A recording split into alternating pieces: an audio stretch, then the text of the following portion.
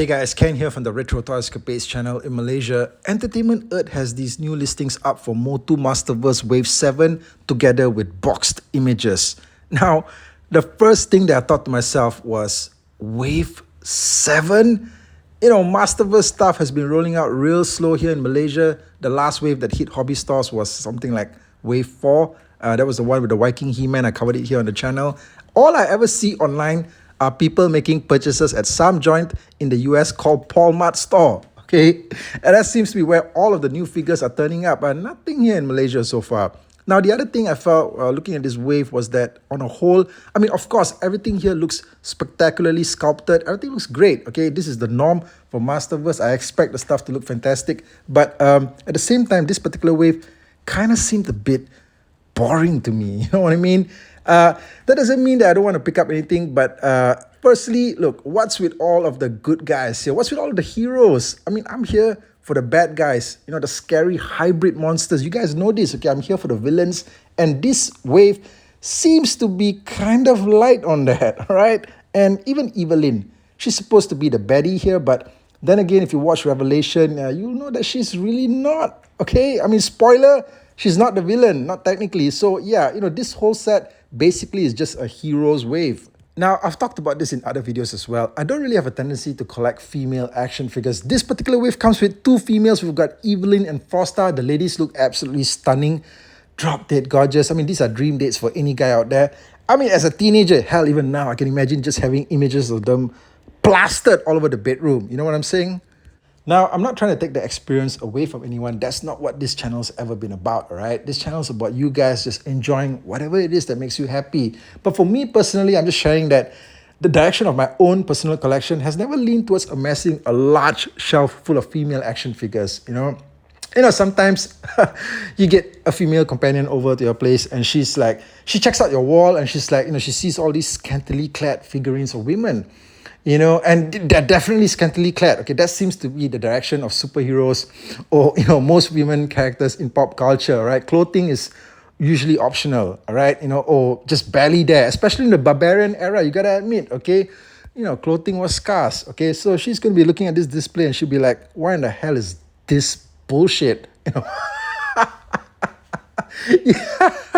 Okay, that's just for laughs, but, yeah, you gotta admit, it could be a scenario, right? Now, that doesn't mean that I do not have any female action figures at all in my collection. Of course I do. Characters that really resonated with me as a kid from the exploits in the comics and in the cartoons, characters like Scarlet, Baroness from G.I. Joe, RC from the Transformers, and of course all the characters in He-Man like Teela, definitely She-Ra as well. But you know what? I don't need multiples of the characters. Okay, just one really good representation will do for my collection. And in this particular case, this Evelyn figure that's based off Revelation, she looks great. Now, I just wish that I could swap out the Evelyn that came out in Masterverse Wave 1 with this one instead, okay, because this version looks infinitely better. But what are you going to do, right? It's also great to see Frosta in box like this. I think the whole packaging presentation with the figure and the Princess of Power logo looks just absolutely stunning.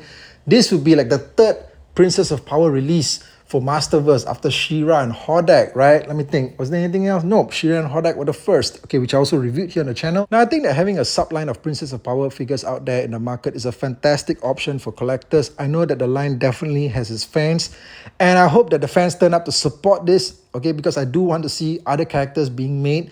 Definitely we've got characters like Shadow Weaver, and I don't mind investing in more variations, perhaps of She-Ra. And absolutely, if they ever do a Masterverse size Swiftwind, I'm all in for that. But I'm not in for all of the characters, and I don't need to go in so wide into the universe. It's, like I said, not a personal preference of mine. I don't need depictions of characters like Perfuma. When is it going to end? Okay, but I do hope that this subline is a success and it finds the consumer base that it needs to be in, and most importantly, the base of consumers that actually purchases the toys. We also get to check out the boxed image of the new Eternia Stratos. Now, I've been pretty vocal about my feelings to Stratos as a character all the way back to his Origins Wave 4 review. I mentioned that I was not ever really a fan of the character.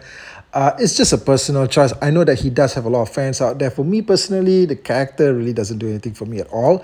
And I've also talked about how much I absolutely loathed the mini comic Stratos figure from Origins. What was it, like Wave 7 back in the day? And that was one of those figures that I wished was never released. Having said that, this version of him in New Eternia looks to be probably what is the best version of him that I've seen in, I mean, probably since forever. Okay, and I really like how New Eternia continues to add on concept elements to the figures that we've never seen before. I don't think I've ever actually seen a concept version of Stratos. I mean, some of these figures, the concept versions seem familiar from artwork that's been shared around, but for Stratos, I don't think so. But, this apparatus that goes over his face looks cool. And you do also get the traditional looking Stratos underneath all of that, new stuff that gets added on.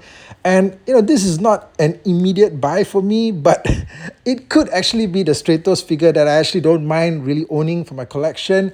If I get the chance to purchase him individually, I'll definitely consider it. Lastly, for Wave 7, we've got Roboto. Now, Roboto is probably the only figure in this wave that when I saw him, I was like, you know what? Shit. Okay, this is going to be an instant buy for me. I think that Roboto is just one of those characters that, I mean, anytime there's an action figure of him, he's kind of like Trapjaw in a way. People just snap him up. And whatever we're seeing here of this figure looks great. And I think that the marketing execs, must have known it too, because for some reason, he's the only figure in the listing on Entertainment Earth that gets more detailed photos, like a whole batch of photos exploring the figure in depth. The rest of the figures, we don't really get to see so much of them other than just their boxed images. But Roboto, they went all the way downtown. It's like they knew that this was like the main selling pitch of this particular wave. And you know what? I really like the colors and, the translucent parts of the figure.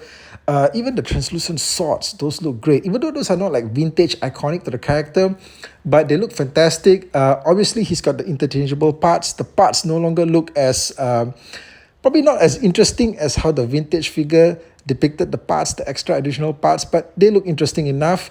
And, having the opportunity to interchange them means that he does, in a way, have a special feature, And I do wonder if the gears in his chest will rotate and move around when you move with the figure from side to side, just like the original figure did.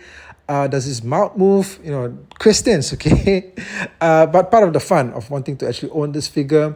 One thing that I would say is just that since he's based off his Revelation cartoon design, where's the poncho? There's segments in the cartoon where he was actually in a poncho like Clint Eastwood, the man with no name. I think that if they had actually thrown in the poncho into this mix, man, this would have been a perfect, absolute, knocked it completely out of the park release. But, for what it is, it's already pretty great. Okay, so this is like the instant buy figure for me from this wave. Okay, guys, so that's the video. Let me know your thoughts on MOTU Masterverse Wave 7 in the comment section below. And I'll catch you guys again real soon with more content. Take care out there.